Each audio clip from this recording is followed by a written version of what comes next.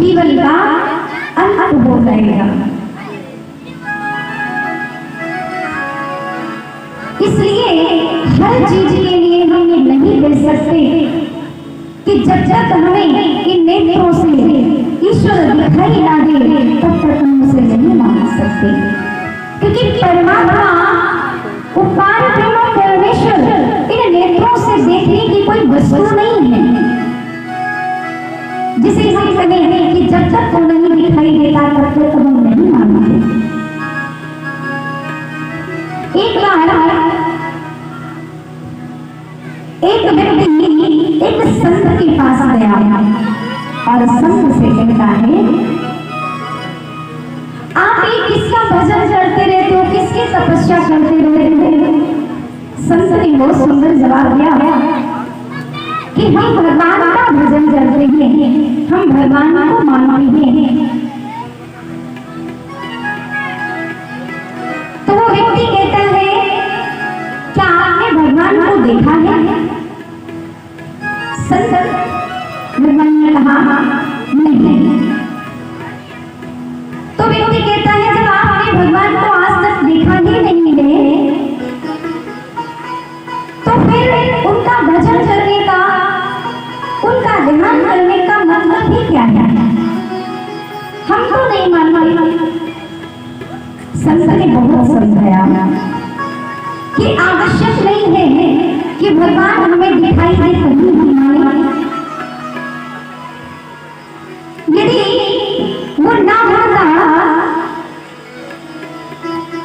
तो महाराज आज हम सभी जीवित नहीं होते। ये जो कुछ भी हमें खाने को प्राप्त हो रहा है सब उस ईश्वर की ही माया है। ये प्रकृति, ये सब उस ईश्वर की ही रचना है।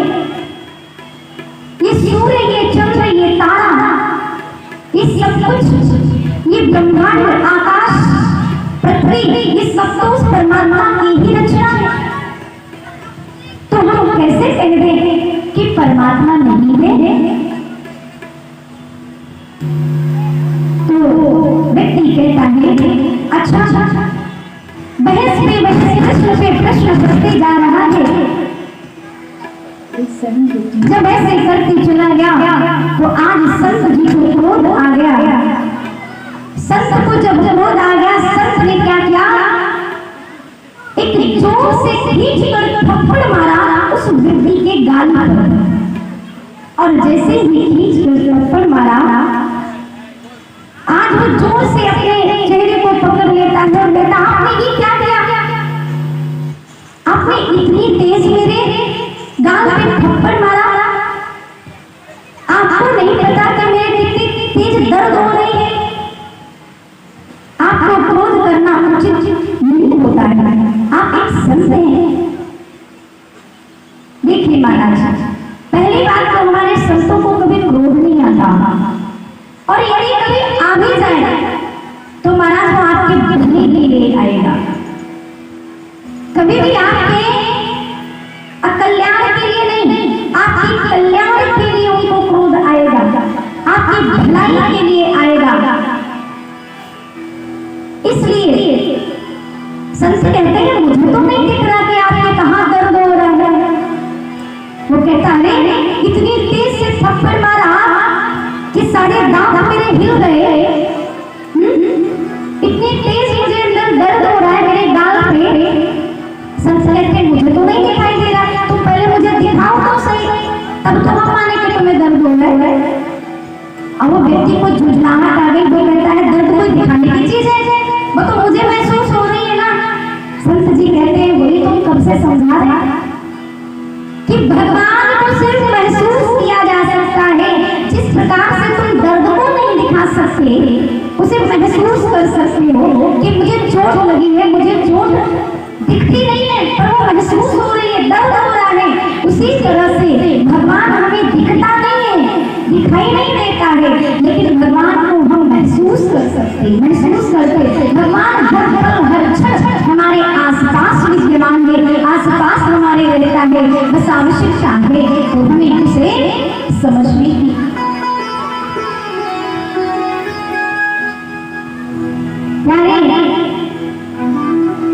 परमात्मा का नाम ही सर्वश्रेष्ठ है। अच्छा माताओं, एक बात बताओ, भगवान से बड़ा कौन है? हम पूछ रहे हैं आपसे, बताओ भगवान से बड़ा कोई है? कोई है? नहीं है, पर है।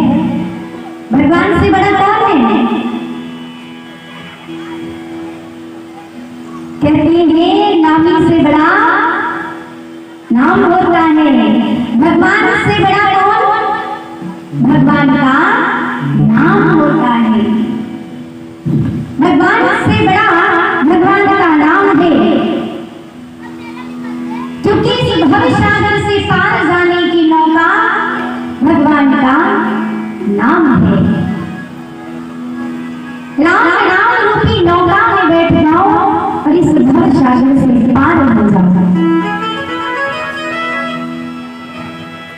पुराण को पार नहीं, वेदन को अंत नहीं, वाणी को पार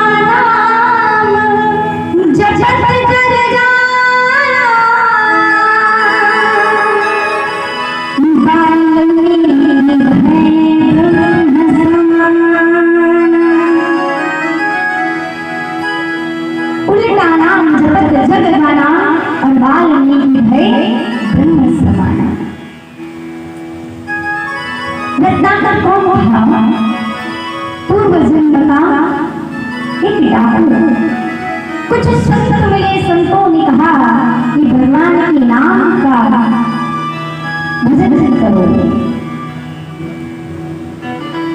नाम का नाम लो, राम राम कहो।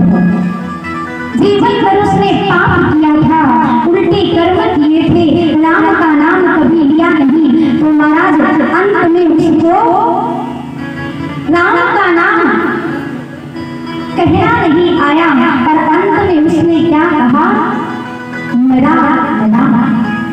लेकिन मरा मरा कहने से भी अंत में राम राम ही हो गया, और वही रचना करके जाकर अगले जन्म में महाराज हो ब्रह्म ऋषि वाल्मीकि हुए।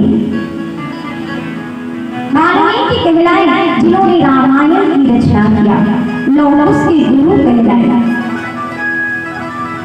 राम के नाम में वो ताकत है, जो भजे वही जाने, वही जानता है। इसलिए प्यारे, उस परम परमात्मा, उस राम का अंश सब जीवों के अंदर है। कोई दुख में है, कोई सुख में है, और प्यारे कोई भी परिस्थिति सदैव एक जैसी नहीं रहती है। जो आज है वो कल नहीं होगा, और जो कल है वो परसों नहीं होगा।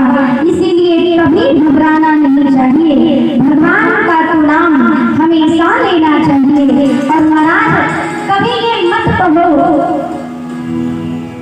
कि ये मुश्किल आई। मैंने तो यहाँ तक कि सुना है कि जीवन में जब कुछ अच्छा अच्छा रहता है तब तक भगवान का खूब पूजा पाठ होता है, खूब भजन होता है। यदि कोई प्रिय वस्तु उससे छूट जाए ना, कोई प्रिय वस्तु उससे छूट जाए, तो महाराज लोग क्या करते हैं? भगवान को ही उठाकर किनारे कर देते हैं, भगवान को ही उसी दिन से पूजना बंद कर देते हैं। कहते क्या पूजो मैं ऐसे भगवान को जिसने मेरी इतनी प्रिय चीज को छीन लिया। भगवान को ऐसा करना चाहिए था? अरे भगवान कभी किसी की चीज को छीनता नहीं है। भगवान तो दुख हरता और सुख करता है। ईश्वर कभी दुख नहीं देता, उनके लिए तो कहा है दुख हरता और सुख करता। मतलब वो आपके कष्टों को, आपके दुखों को हरते हैं, आपको सुख प्रदान करते हैं। आप कहां से भूल करके कहते हो कि भगवान ने तो मेरे पर दुखों का पहाड़ ही गिरा दिया। भगवान तो आपका माता पिता है प्यारे। माता पिता अपनी संतान को कभी कष्ट में नहीं देख सकता। आगे तो कहते हो तुम ही हो माता पिता, तुम ही हो, तुम ही हो बंधु सदा, तुम ही हो माता पिता, तुम ही हो, तुम ही हो बंधु सदा, तुम ही हो। जब भगवान ही माता पिता बंधु सखा सब है तो प्यारे वो आपको कष्ट, आपको दुख कैसे दे सकता है? ये दुख, ये कष्ट आप कहते हो ना कभी कि भगवान के घर देर है पर अंधेर नहीं। हम तो कहते हैं ना भगवान के घर देर है ना अंधेर है, ये सब तेरे ही बंदला है। जो तुमने किया है उसी का फल तुम पा रहे हो। इसलिए भगवान को दोष देना बंद कर दो। भगवान को दोष देना भी महाराज पाप है, क्योंकि गीता में भगवान श्री कृष्ण ने स्पष्ट कह दिया है कि जीव तू जो कर्म करता है ना वो तेरे लिए ही कर्म है, उसका परिणाम तुझे मिलेगा। चाहे पुण्य कर या पाप, पुण्य करोगे तो भी फल मिलेगा, पाप करोगे तो भी फल मिलेगा। पुण्य करोगे तो उचित फल मिलेगा और पाप करोगे तो अनुचित परिणाम मिलेगा। इसलिए जो जो करता है वो तेरा ही दिया तुझे भोगना पड़ता है। इसलिए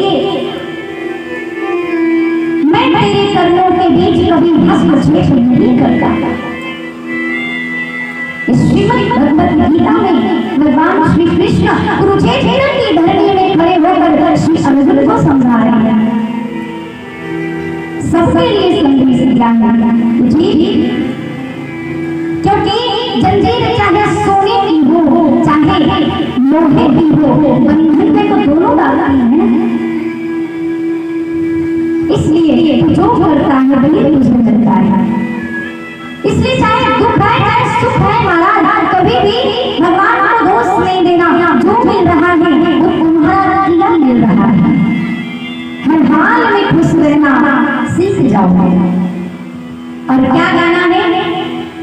प्रभु आप जो कुछ भी दे देना आपकी रजा में हम राजी। कौन है यहाँ पर जो कहता है भगवान जो दे उसकी हर चीज में हम राजी हैं, चाहे सुख हो चाहे दुख हो। जो चाहता है हाथ उठाओ। भगवान की हर करामात में वो खुश है। सब चाहते हो ना?